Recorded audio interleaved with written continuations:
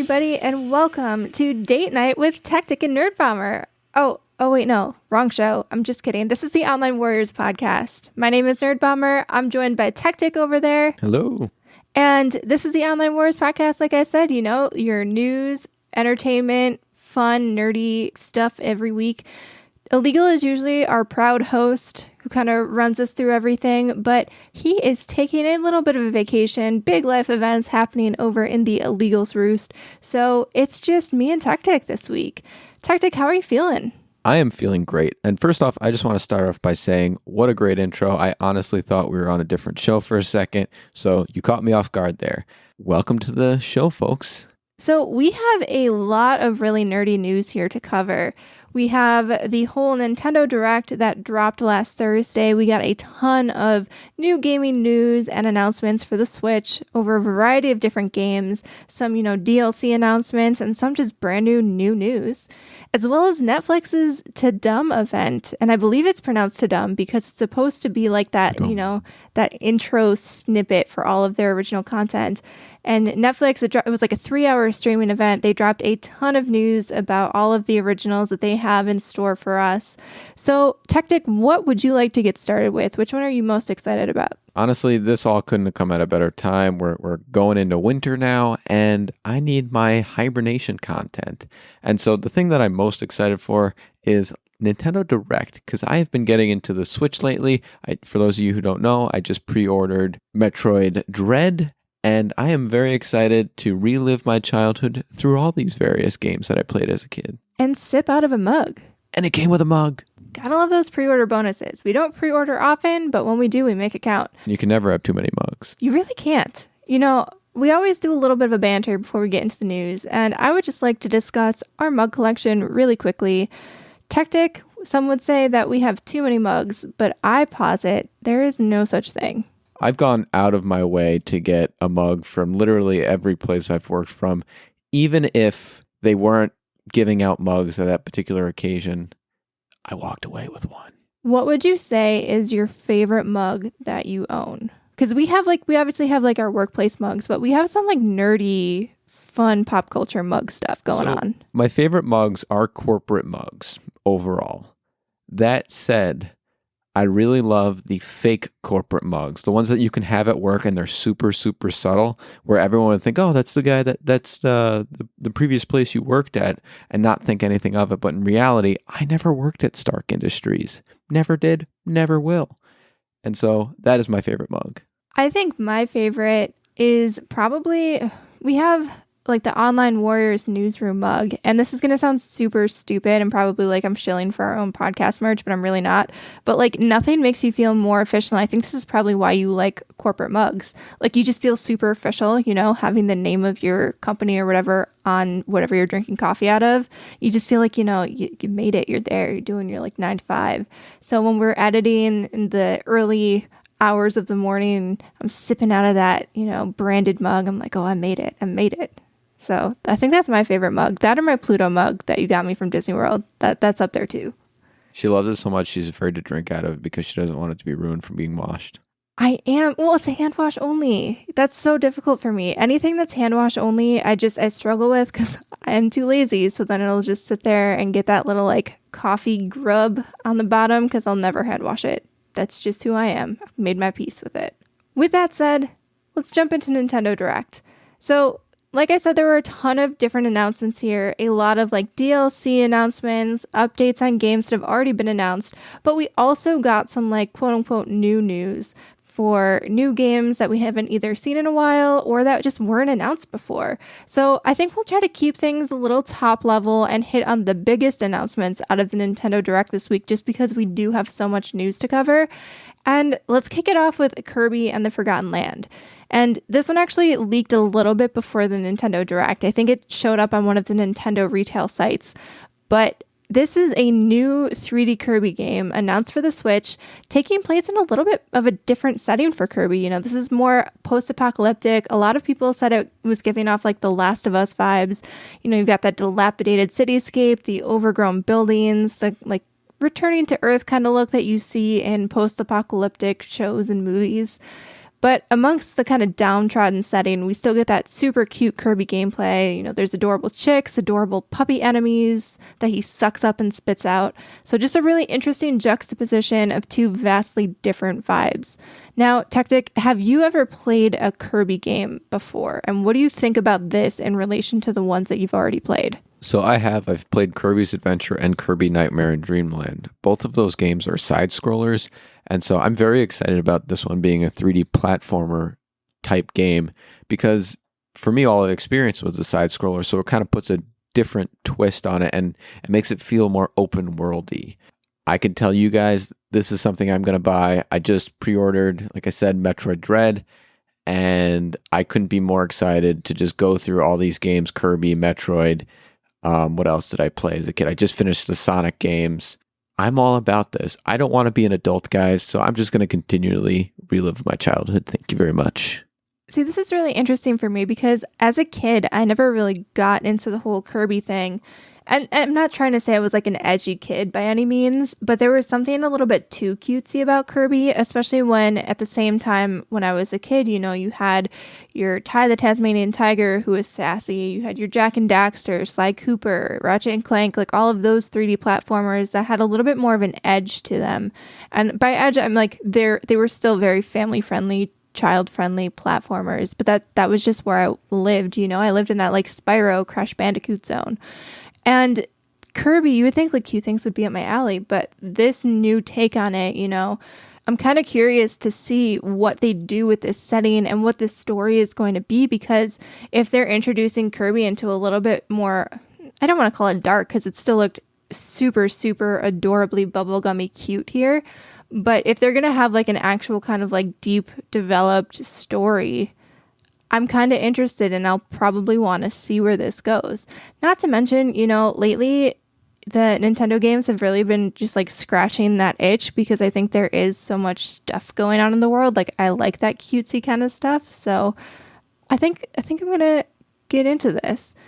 Like, why do you think that they decided to go in this direction though? Do you think like, because this is a pretty big departure from Kirby's normal direction and style? I think they're trying to leverage the graphical capabilities of the Switch and show that it's here to not mess around when you look at it compared to the competitors. And granted, we're talking vastly different hardware between, you know, the PlayStation and the Xbox, but the fact that it can show these vast worlds in this less realistic, I guess, genre, I think it has something to say as opposed to just front loading the Switch with just these standard games that could have been played on lesser consoles. Yeah, I do agree because, I mean, we'll talk about a game later on that you can kind of see that it's been not bogged down, but kind of hampered by the Switch being locked into 720p. But I will say this game looked really good.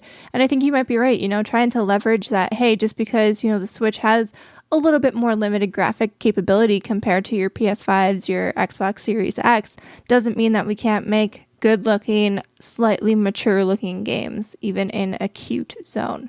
So Kirby and the Forgotten Land is coming in spring 2022. We are looking forward to that.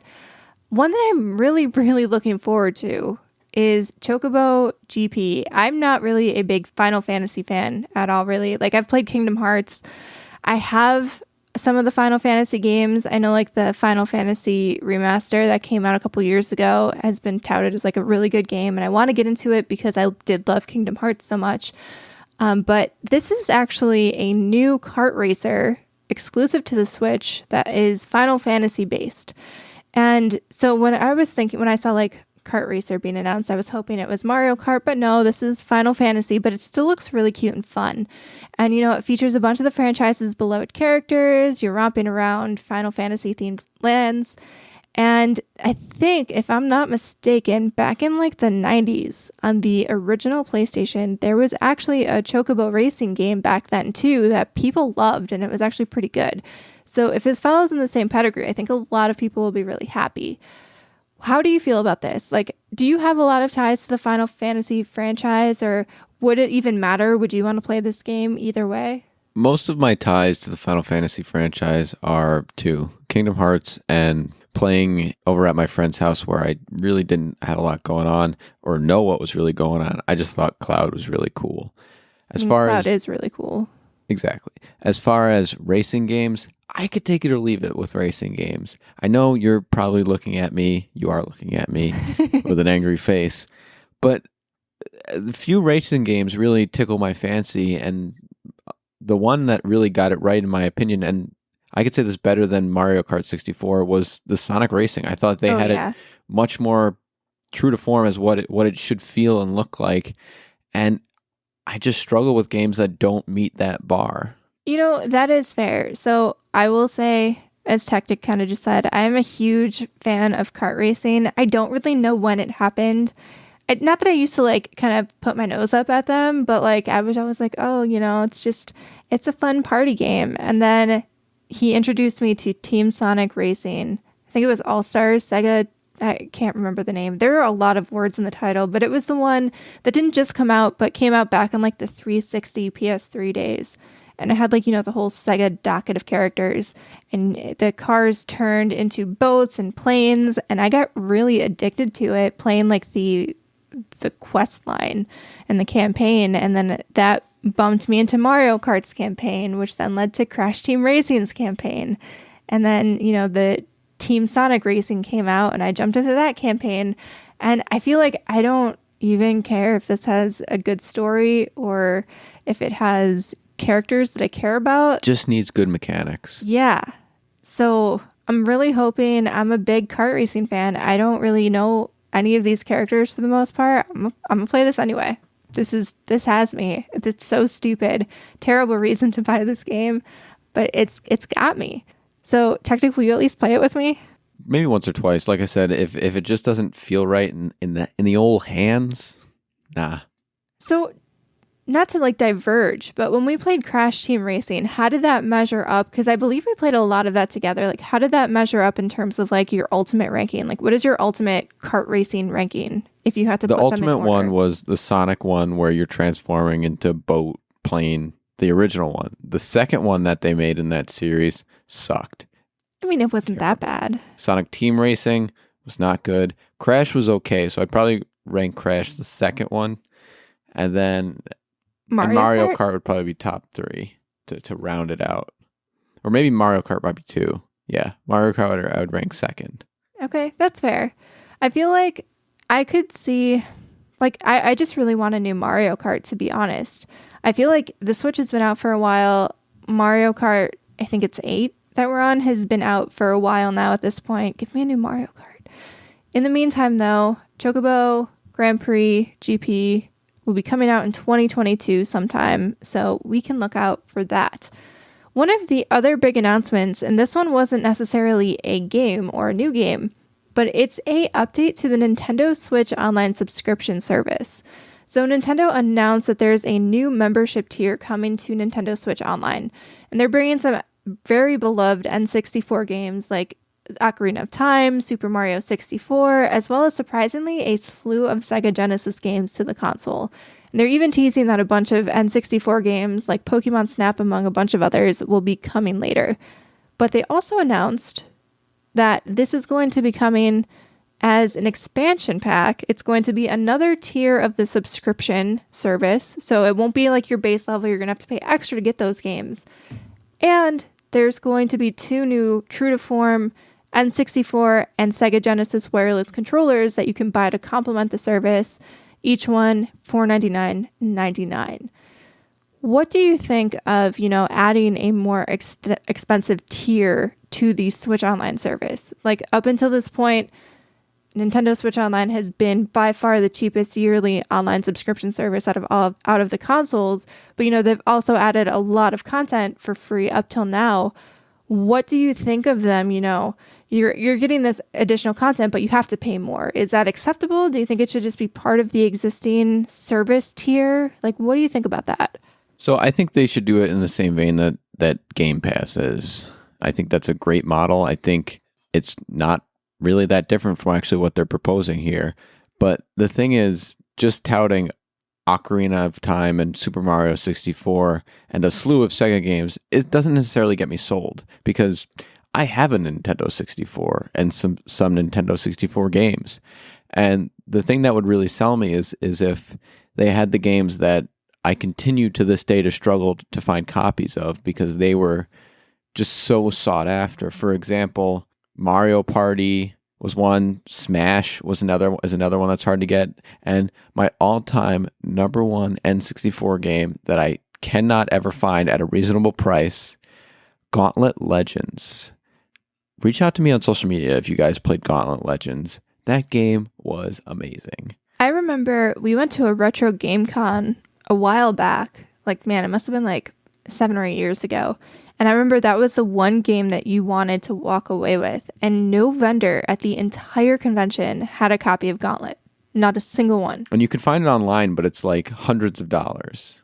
So no thanks. And so that's my first comment. So if they have, like I said, all of these hard to reach games or hard to obtain games, yeah, I'm absolutely sold because I've been trying to obtain said games. The other thing that I'm sort of confused about is who is asking for a Nintendo 64 controller? Even playing the Nintendo 64, I hate handling the Nintendo 64 controller. They said, okay, let's see how hands work here. And then said, let's forget all of that and just build a controller. It makes no sense. You end up with this burn mark in the center of your palm from twisting that little freaking joystick. The Nintendo GameCube controller was the highest level of zen that you guys achieved with controllers, and then everything else can go away. See, I don't necessarily mind them bringing these controllers back, but to price it at $50 when you can, for another like 10 or 20, get the Nintendo Pro controller for the Switch, like, I don't know why anybody would do this. And I'm especially like the N64. Because like, it's Nintendo. Well, right, but the N64, like, I get that a little bit because, yeah, it's super like ergonomically weird. But at least it's like a unique form factor. I'm looking at the Sega Genesis controller and like I grew up with that, don't get me wrong, but it's basically just a D-pad and like 3 buttons.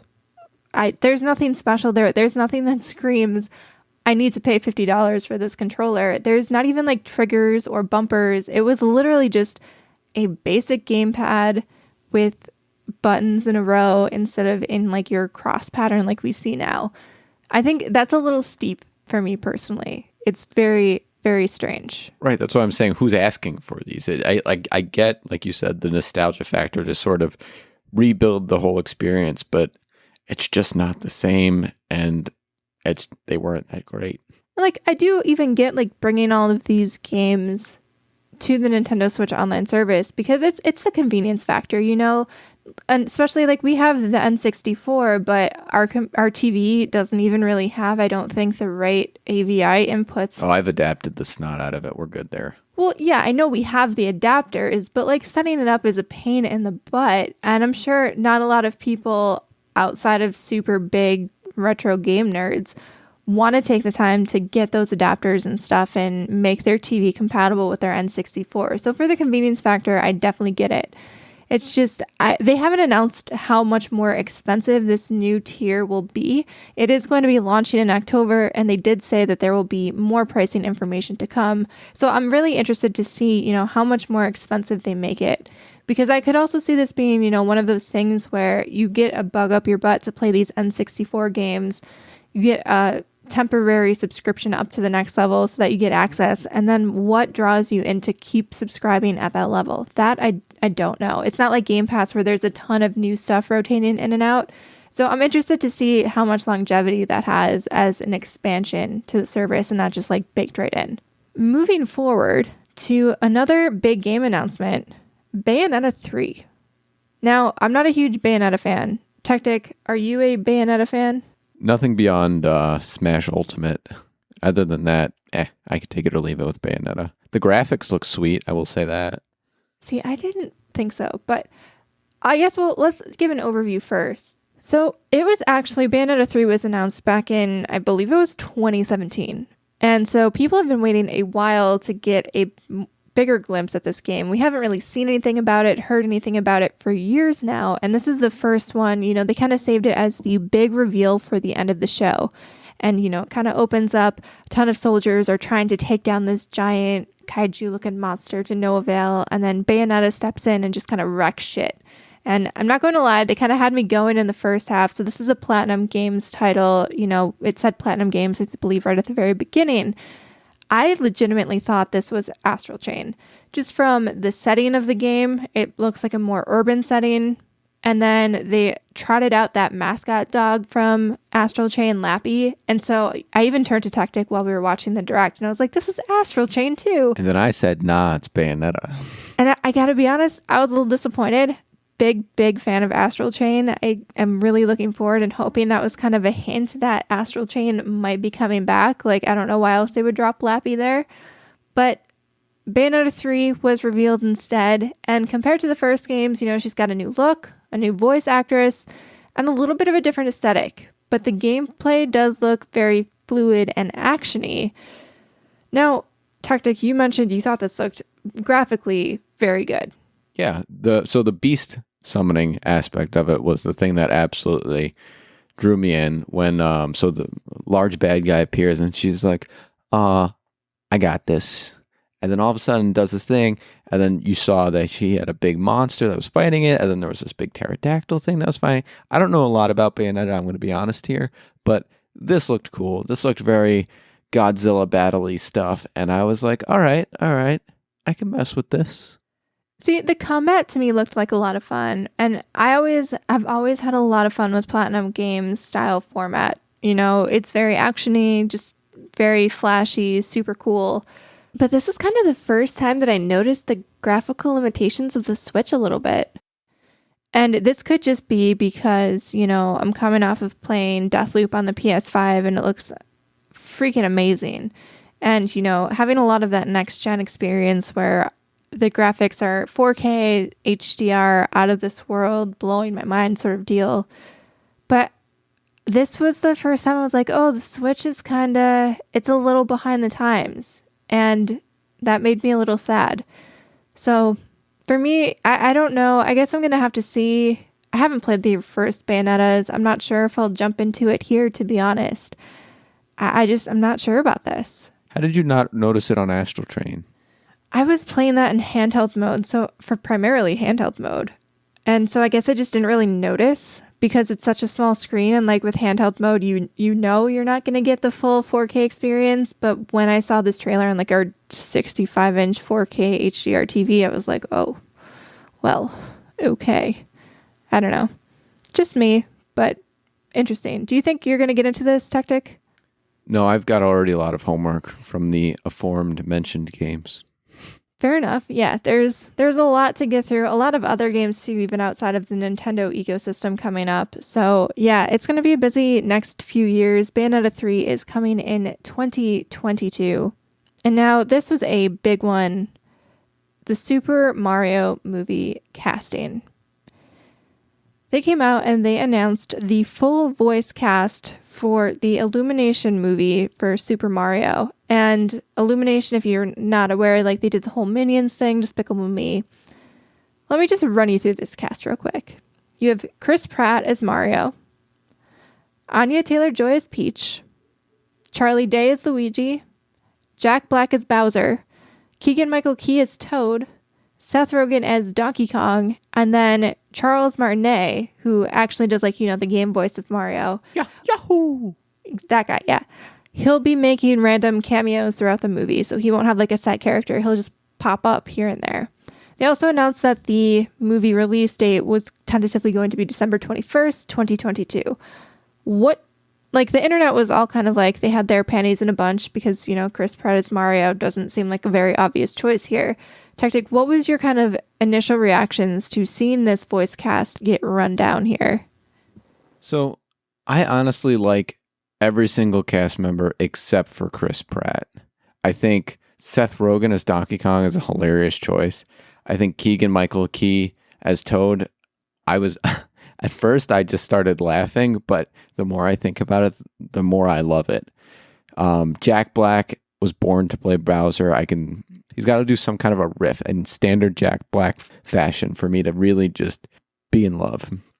Charlie Day as Luigi, I've seen fantastic impressions of people, and again, this was one of those where I started off skeptical, but I'm kind of sold on Charlie Day as Luigi, because he's kind of skittish, and Charlie Day also has that sort of skittish nervousness in his voice, and we've seen that in Luigi's Mansion.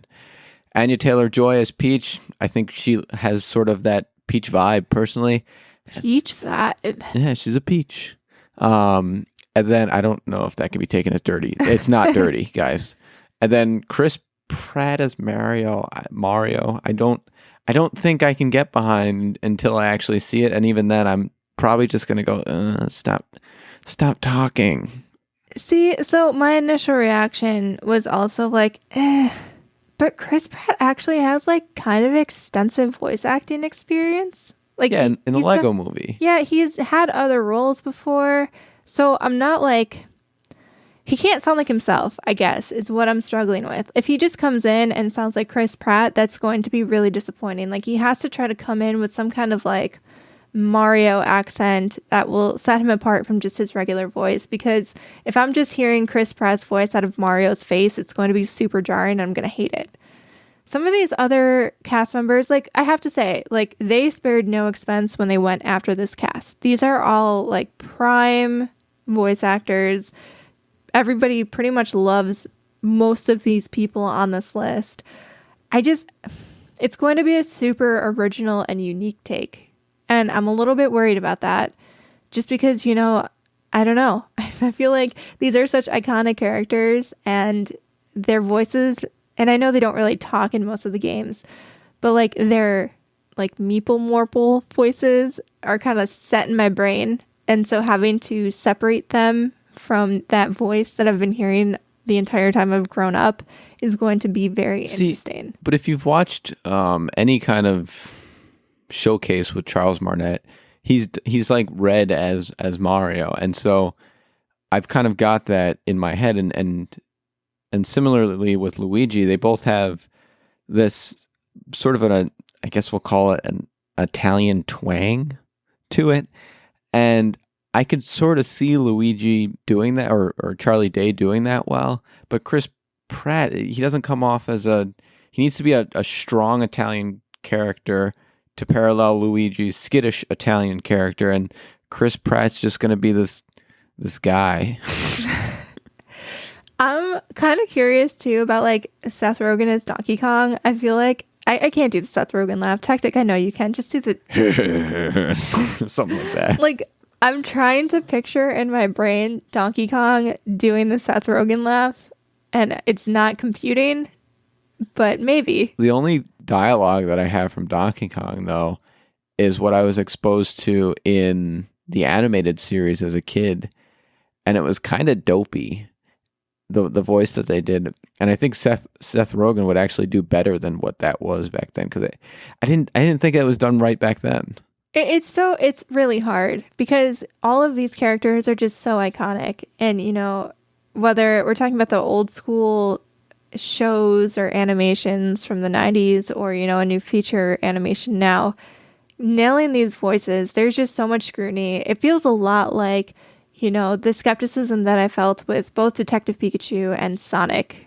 Both of those movies, I had a hard time wrapping my head around the voice actors for the characters. And don't get me wrong, I love Ryan Reynolds, but when you told me Ryan Reynolds was going to be Detective Pikachu, I was just like, what? No, that's not going to work. And then it worked. So I'm very eager to have my skepticism proven wrong here. And hopefully, maybe it'll be good. I guess we'll have to see. December 21st, 2022. And now just some quick bullets of stuff that we kind of have to gloss over for time's sake. There was some new DLC announced for Monster Hunter Rise Sunbreak coming summer 2022. New Hyrule Warriors Age of Calamity expansion pass coming in October. There were some new trailers for Triangle Strategy, Metroid Dread, Splatoon 3. The announcement of an ActRaiser remake, which it was actually available immediately after the show. A new card game, Voice of Cards, The Isle Dragon Roars, which actually looked pretty interesting for someone like me who kind of likes card games. And, some Dying Light trailers for the Switch, as well as the announcement of the original Knights of the Old Republic coming to Switch. That kind of wrapped up the Nintendo Direct. Techtic, did you come away from this showcase feeling very hyped and excited? What was your overall impression after the show? If they just started and stopped with Kirby and Super Mario, I think I would have been content. but I would have been left with a little tickle in my side because, like I said, Chris Pratt is going to be terrible in that role.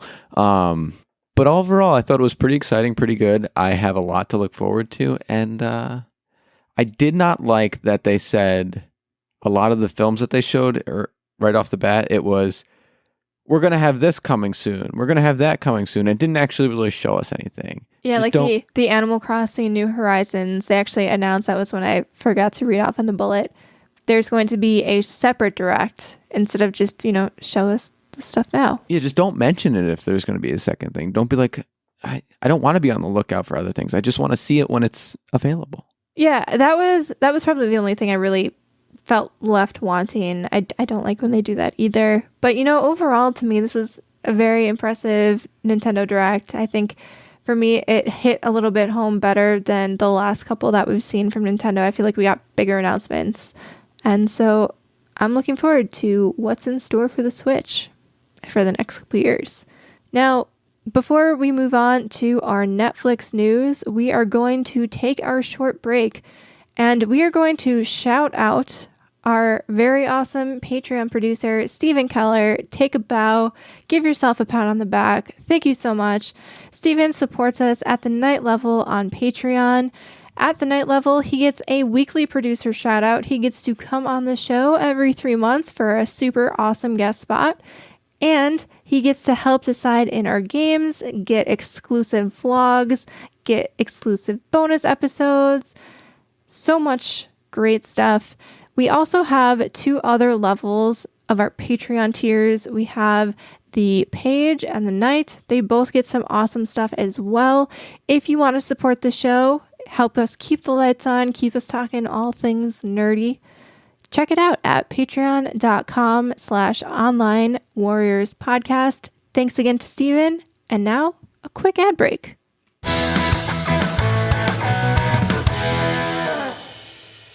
Today's episode is brought to you by HelloFresh. Do you feel like you're stuck in a dinner rut? With HelloFresh, you get fresh, pre-measured ingredients with mouth-watering, seasonal recipes delivered right to your door. Skip all those trips to the grocery store and count on HelloFresh to make home cooking easy, fun, and affordable. You can now enjoy cooking and get dinner on the table in 30 minutes or less. With over 25 recipes to choose from each week, there is something for everyone to enjoy. All recipes are designed and tested by professional chefs and nutritional experts to ensure deliciousness and simplicity. Nerdbomber and I specifically enjoy the creamy dill chicken as our most recent meal, and it was creamy and dilly and chickeny. Go to the link in our show notes to get $80 off, including free shipping on HelloFresh, the #1 meal kit.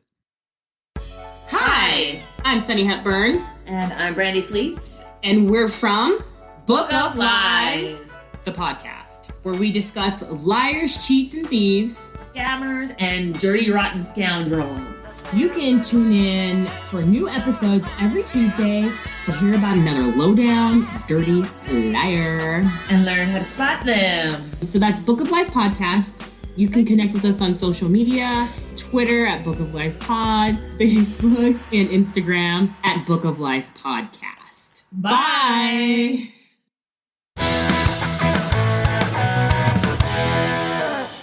All right, welcome back.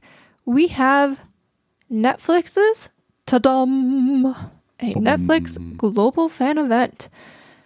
There's a lot to cover here, so we're just going to dive right in. Stranger Things Season 4, I feel like they've been drip feeding us information, little teaser tidbits at a time. And, we got another little short trailer.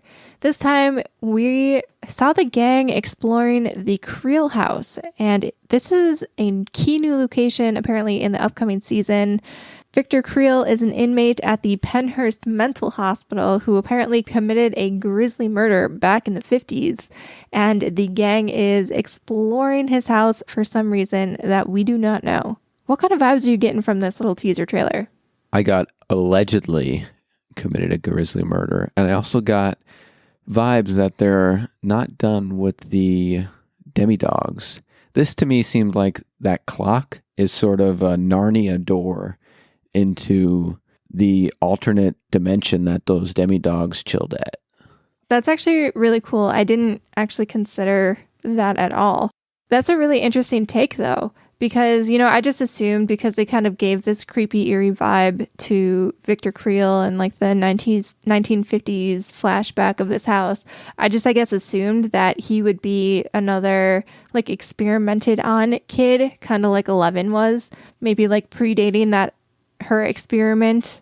Maybe he was one of the first people they tested stuff on, but it could be interesting. Like maybe he was innocent the entire time and there was just this portal to the upside down. And when he was the only survivor, what else would the cops think? Then he did it.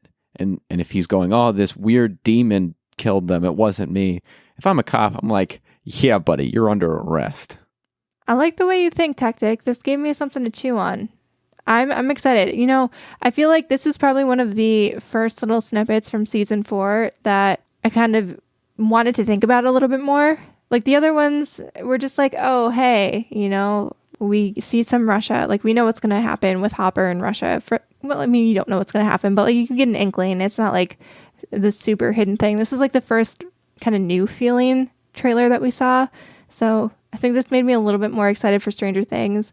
Man, I'm hoping this comes out soon, though. Like, I don't know how much more of these little teasers I can take. Like, just give it to us at this point. Like, I'm ready, Yes, I do know. So, moving on to new seasons of things. There was a lot of news for The Witcher. So, we got a new season 2 trailer, very war-filled feature. You get the debut of a new character, Vesemir, who's the oldest Witcher and Geralt's mentor. And they also gave us, a behind-the-scenes look at the upcoming prequel, Blood Origin, as well as the official announcement that The Witcher has been renewed for a 3rd season. That's all well and good. If you're a fan of The Witcher, you're probably going to love it. I feel like it's one of those shows. It hasn't really reached that fandom, that Game of Thrones fandom level. But, people loved The Witcher's 1st season. I'm sure they're going to love the 2nd season. Probably very excited. I don't know enough about the books or video game to really speak on what I think is going to happen. Techtic, I don't know if you do. I do not. First off, I can say that the new Witcher that is introduced, loving his mustache. That was awesome. Secondly, if you haven't started watching the show, I want to know, did this trailer kind of get you into it? Maybe consider watching the first show? Because for me, it totally did. I thought this had a ton of magic and action, and it looks like a lot of developing characters, and I think we should start watching it personally. If not now, then when? Because winter is upon us. Yeah, I don't disagree. I think I could get really into this. The thing that actually made me a little confused, though, so they also announced there's going to be a kid series set in the world of The Witcher. And this is one thing I really wanted to stop and have a discussion on. How do you think they're going to pull that off? How do you set a family-friendly show in a world so full of violence and war and dark magic and all that kind of stuff? I'm very curious. What do you think they're going to do here? How do you think they're going to make this work? Because I don't know. For a second there, I thought you were asking me, how do you raise a kid in a world full of war? And I was like, oh, this is getting dark, but real. No, I'm just kidding. I don't know. I think it's going to be centered around the magic side of it. Keep in mind, he seems to be a bard following him all around, which has that cheery chipperness side. So I think that could resonate with children and have this comic relief as it has with adults. I think there's ample opportunity to err on the light side of things. This is a vast world that is going to have very many facets of it beyond just the grotesque action that we see. Yeah, and I do think from a Netflix standpoint, it's really interesting because it makes it very obvious that they're not content with The Witcher just being a single show. They're definitely trying to make this into a franchise juggernaut.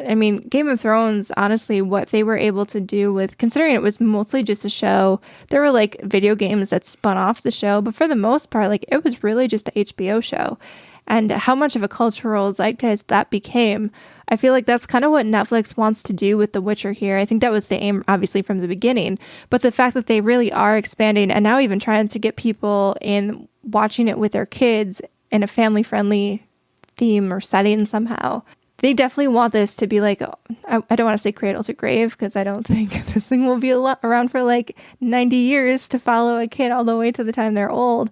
But like, they definitely want to make sure this hits all audiences. So very interesting to see what we're going to get in the world of The Witcher. One of the ones that I was actually really interested in, we got a Sandman live action trailer. And this is the Netflix adaptation. It's a DC title, not like a DC superhero thing, by Neil Gaiman. I don't know a lot about the Sandman, but I've heard it's like a very critically acclaimed comic book. And basically, he is death, correct? I feel like you know a little bit more about this than me. He's dream, not death. Death Okay. is different.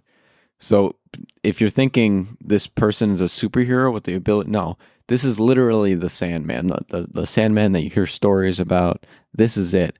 And what's cool about this particular series is, as Nerd Bomber said, it's a DC title. It takes place in the DC universe.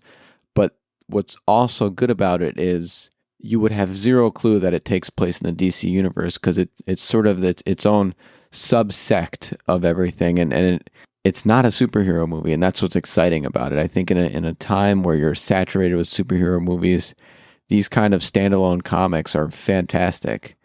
So what this is basically the Sandman is sort of held captive by a cult, and he wants to escape. He finally escapes and seeks revenge, but then it becomes his own redemption arc that we're going to see a sort of a horror film turned hero story arc, and I'm very excited for this. This comic has a lot of potential for live action, and I honestly couldn't be more excited about it.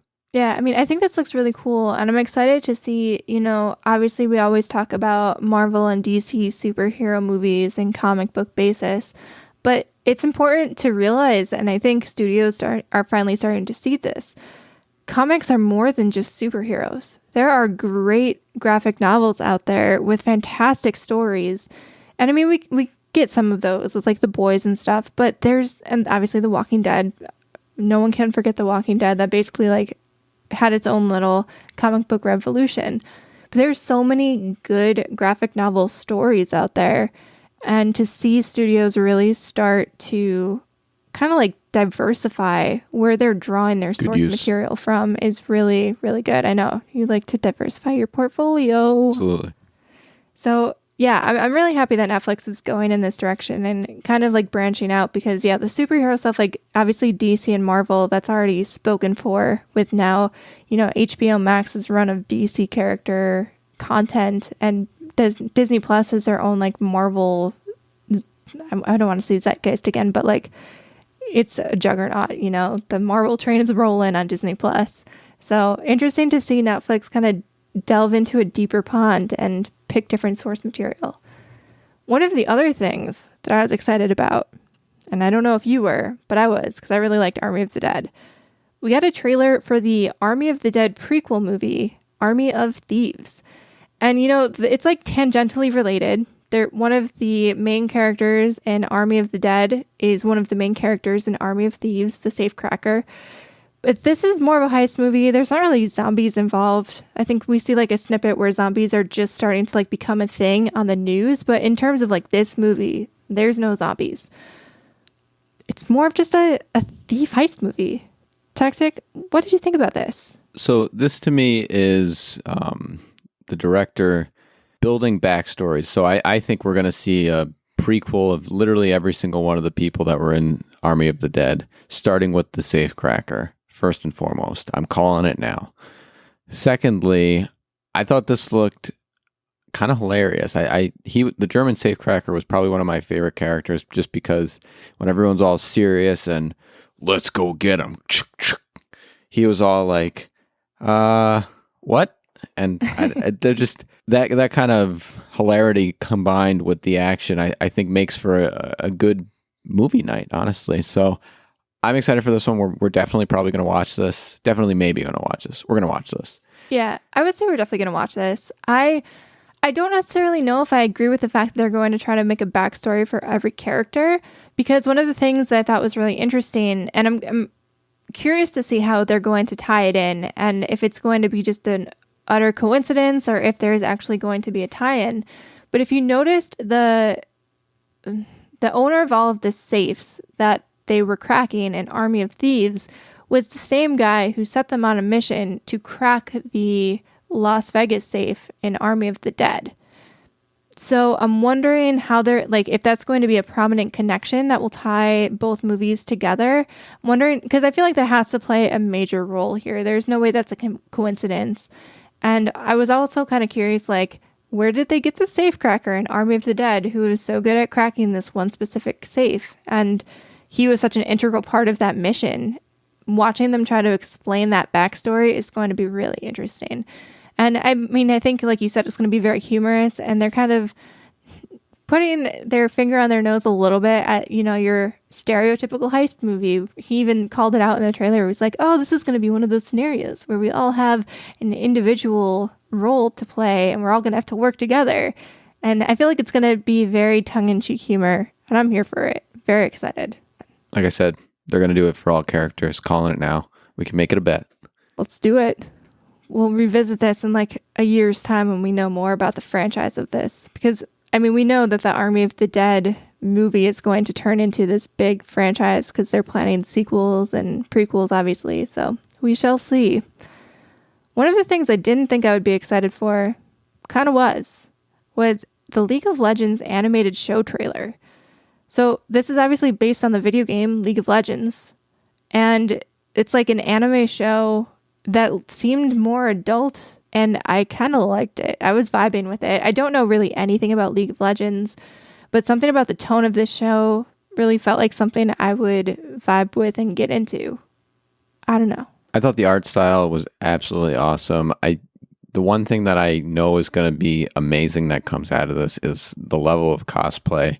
The various characters, the various light up suits, so to speak, that people have to choose from. It's really limitless. So couldn't be more excited there. And we finished all of our animated movies, and it's time for a new one. So thank you, League of Legends, for coming just at the right time. Well, this was, and I know it's not even like close to the same in terms of art style or anything, but in terms of the audience and maybe the content level, this really felt a little bit more in line with Invincible. So I don't know, I feel like we've talked about this a lot, but in terms of like adult cartoons, I'm not really one of the, like, I'm not a huge South Park fan. I don't watch a lot of the like popular adult cartoons. That's not my thing. But you know, these ones where they have like a darker story and are more story driven than driven by laughs, I really get into. So yeah, I think this is launching November 6th, 2021, and I would not be surprised if you don't hear me talking about this on a show come November.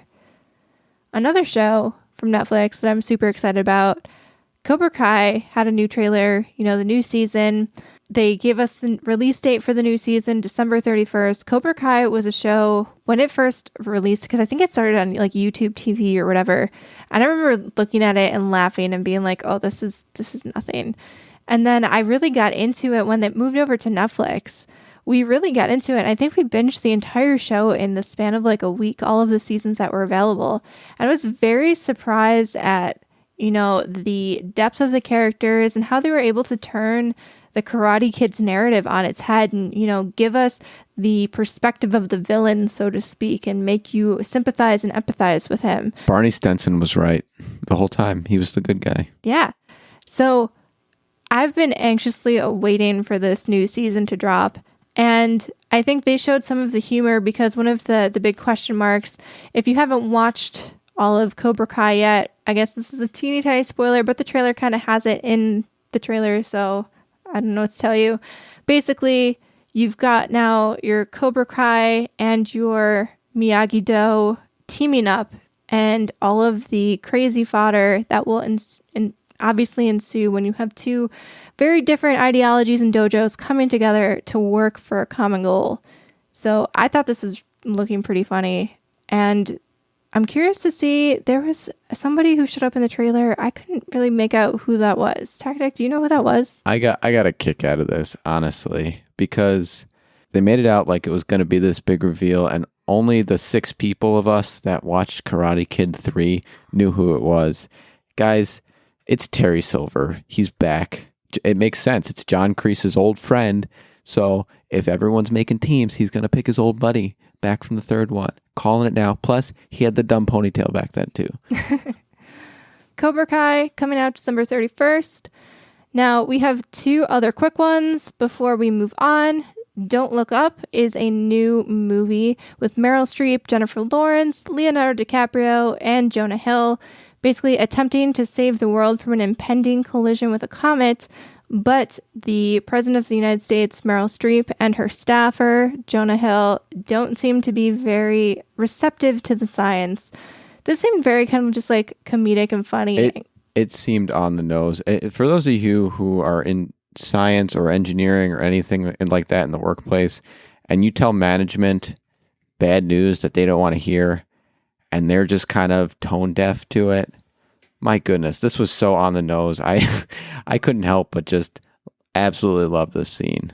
Yeah, so this is coming out December 24th. This looks like it'll be a funny one. And then lastly, this wasn't actually part of the TUDUM, but this happened in the last week. Netflix acquired the rights to Roald Dahl's estate, James and the Giant Peach, and they're aiming to, this is a quote, create a unique universe across animated and live action films and TV, publishing, games, immersive experiences, live theater, consumer products, and more. And they will also receive royalties on the existing Roald Dahl books. This feels like a really big deal, and I'm interested to see what they do with Roald Dahl's content. Like we already saw, there's been a decent amount of screen adaptations for Roald Dahl books, but it seems like they're really planning to do a lot.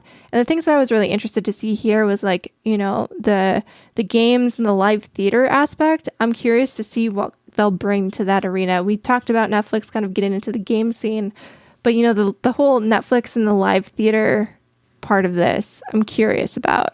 So yeah, very interesting stuff. There's a ton of other stuff, Vikings Valhalla first footage, Cowboy Bebop intro, teasers for Red Notice, the new season of Bridgerton, all that kind of fun stuff. But I mean, it was a 3-hour kind of reveal to dumb thing. And we just don't have time to cover everything. But, a lot of stuff there. And check it out. Lots of cool trailers and announcements. Now, before we hop into trivia, we do have to talk about our What Are You Up To's. Techtic, what have you been up to this week? Okay, so I got a couple big announcements. First thing, we watched the Venom movie finally. I know it's been out since 2018. What were we waiting for? Well, to answer that question, we were waiting for it to go from free on HBO Max to having to pay for it. This has been many months of me saying, let's watch it, and Nerdbomber rolling her eyes, and finally she caved. So we watched it, but we paid money this time. Mistakes were made. Because that's how we roll. And I gotta say, it was way better than I thought it was going to be. I'm thoroughly excited for Let There Be Carnage because mistakes were made. We waited too long to watch this. And the other update was Nerdbomber and I were looking for a co-op game, and we decided to try split screen Plants vs. Zombies. And I gotta say, kind of sucks. Wow. Tell us how you really feel. It's just kind of okay. There's nothing really captivating about it. The controls are kind of awkward. I got to find us a better split screen game, folks, because we are desperate and we can't wait any longer for Tiny Tina to come out. Yeah, that's fair. It was just okay. There's not a lot of split screen these days, man. But for me, when we weren't trying to find a split screen game or watching Venom, I was finishing Deathloop. That's right, I finished it. And man, it was a great game. I know I kind of summed up some of my early thoughts last week on the episode, and I want to dive in a little bit deeper here. So I think I mentioned last time how, the game kind of didn't just toss you into the dark and tell you, figure out what you got to do. They gave you like threads that you followed. And one of the things that I really appreciated about the game was that I could pick it up for any length of time, and I knew I could get through at least a little bit of a mission. And as you were going through the day, the days were chunked up into time periods and locations. And as long as you got through a location, you didn't have to complete the full day within one playthrough or anything like that. You could stop and save. And it never really felt like it was out of the realm of possibility to even finish a day, or you'd lose a bunch of progress, because even if you got killed, for the most part, you were basically hunting for clues through a lot of the game until you could put together, the perfect run and kill all of the visionaries in one day, which was the ultimate goal of the game. For the most part, you were hunting for clues. And even if you got killed, you didn't really lose progress because, you found a clue, you got more information. You could move on to the next thing. You didn't really lose anything. One of the criticisms, though, I did have was that it was a little bit easy. So in the beginning of the game, there's a little bit more of a challenge because, every time you die, you lose your equipment. You don't have your weapons anymore. You don't have your power-ups or anything like that. You start from fresh with a rusty old SMG and the ability to double jump. And that's pretty much all you get, and a machete.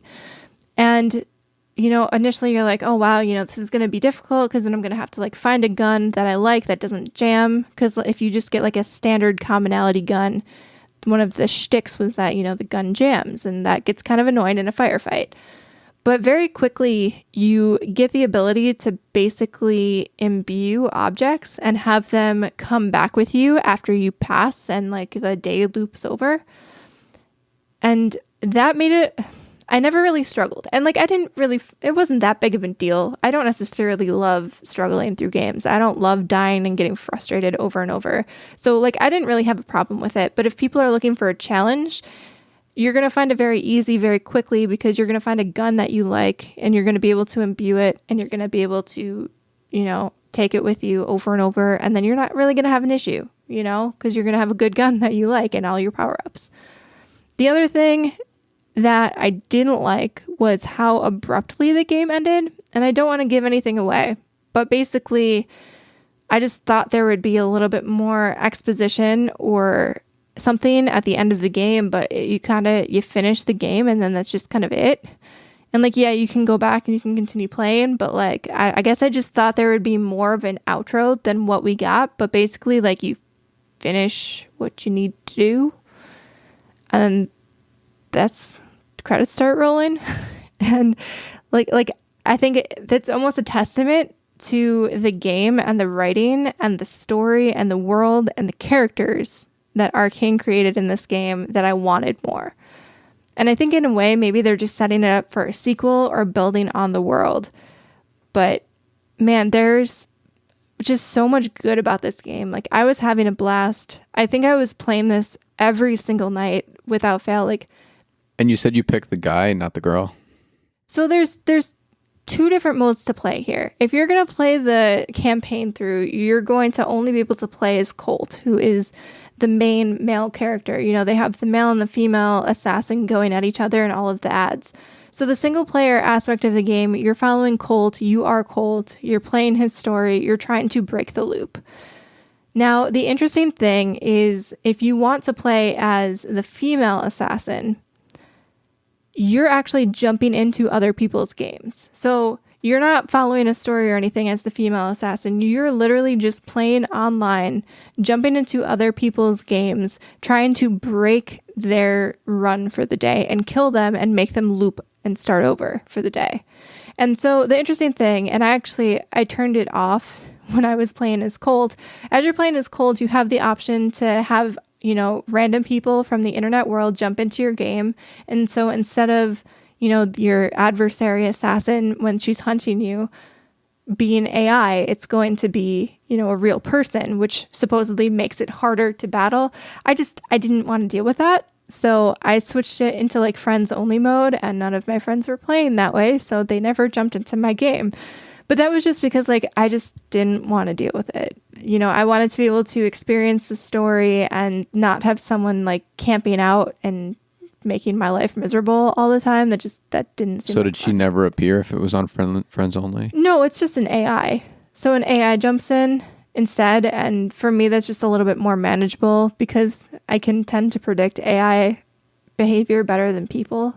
So that is one interesting aspect that some people found fun. I never really found a reason to play that way though. I think I gave it a couple tries and then I took down a couple Colts and I was just okay, this is fun. Let me go back to my game now.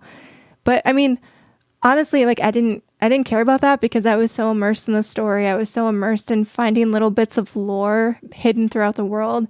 I usually am not really big at like reading documents and stuff as I go through the games. And I found in this one, I was reading everything that I found, listening to everything that I found. I mean, the gunplay was fun. The assassination aspect and like sneaking around, I played very stealthily, super fun. The powers on point. They felt, if you played Dishonored, felt like they took the Dishonored games and really like honed the powers that you had in those games and just let you had fun with them in this world. And man, the stylistic nature of the game, I loved the atmosphere. I loved the voice acting. Whew, it was a great play. Like, I still had those couple criticisms, but overall, like, I only wish that I had more time with it, to be honest. I might play it again. Who knows? Okay, so with that, we're going to move into our quiz. And the quiz topic is Venom. And to answer your question, is it Venom as in Marvel Venom or Venom as in Venom like a snake's venom? And the answer is yes. I am all over the map today. So the way we're going to do this is I'm going to ask 5 questions. You have to get 3 of 5 correct to call it a W for the day. And how do I get a question correct? You have to be within 20% of the numerical value. Okay, I can do this. I think I can do this. So the first question, we're going to do Marvel's Venom. What year did Venom make its first appearance? In the comic, I'm assuming. I'm trying to remember when Spider-Man even came out, because Venom originated as a Spider-Man villain, if I'm remembering right. I'm going to say 1980. You know, I was just thinking the fact that we're in the 1900s, 20% of the 1900s. You can do like 80 or like whatever the last 2 digits are. Okay, that's better than 200. That's 20. So plus minus. So you have a 20-year range, about 1980, you're saying. So it could be as high as 90 or low as 70. And the answer is 1988. So you got a point. It's good. I was close. Now we're going to move over to a different type of venom, snake venom. One bite from an inland Japan snake has enough venom to kill how many adult people? One bite. I mean, how would you know? Because if it bites one person, I guess they can extract the venom. I'm going to say 15 people. You are very wrong. It has enough venom to kill 100 people. Are you serious? By volume, it How is big the is most this spider? venomous animal in the world to humans. And it's a snake, I said, the inland snake. I don't know why I was thinking like, I don't know. So 1 and 1. If you get another one wrong, that means nothing yet. Okay. So the next question. The 2018 Venom movie grossed how much worldwide? This is going to give me a big range. But I guess you could just do like the pre-million, because I'm assuming this is in the millions. I'm going to say 150. $856 million. It did that well? I don't know. Very well. I assumed everybody like shat on this movie. I thought it was a flop. And you know what else did well? Nickelback. So, just saying. Fair. All right, so you have to get the next 2 100% correct, or you take the L. We're going to stay on Venom, Marvel's Venom. How many different known symbiotes are there? So, for example, Venom is one, Riot is another in the Venom movie that we watched. Are you talking about like comics and movies? Or because it wasn't Riot specific? I'm talking comics and movies. Okay. I feel like... By the way, Riot made a comic debut. I'm going to say there's probably a lot. There's I think in the movie, didn't he say there's like millions of us?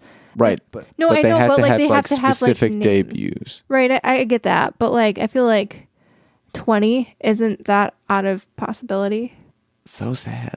Did I lose? You did. There are 40 known ones, including such people as Toxin, Carnage, Anti-Venom, Scream, etc. And so the highest you could have gotten, if you got 32, it would have been count, but you didn't. And so that's 3 wrong. Last question, just for funsies. And this is a Venom snake stuff again. Anti-Venoms have been around for quite a while, but not as long as you'd think. When was the first anti-venom ever made? I feel like this was probably like, I don't know why I'm equating this to wars, but I feel like they probably researched this because of wars. And I want to say like probably like with the Vietnam War being in more jungly like territories. I'm going to say 1970, maybe. I don't know. So the answer was the 1890s, and Australia actually led the way. Oh, see, you kind of led the witness here by saying it wasn't. They haven't been around as long as you say. Well, because I didn't want you to think like, oh man, China's been doing it forever. I'm gonna go 6 BC. I was trying to help you. Oh well, I'm really falling from grace here on my trivia high horse. Whew.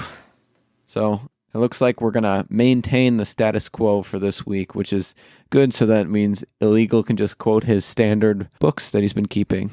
And so that's the episode, folks. I hope you guys had enjoyed the episode, and we will catch you next week.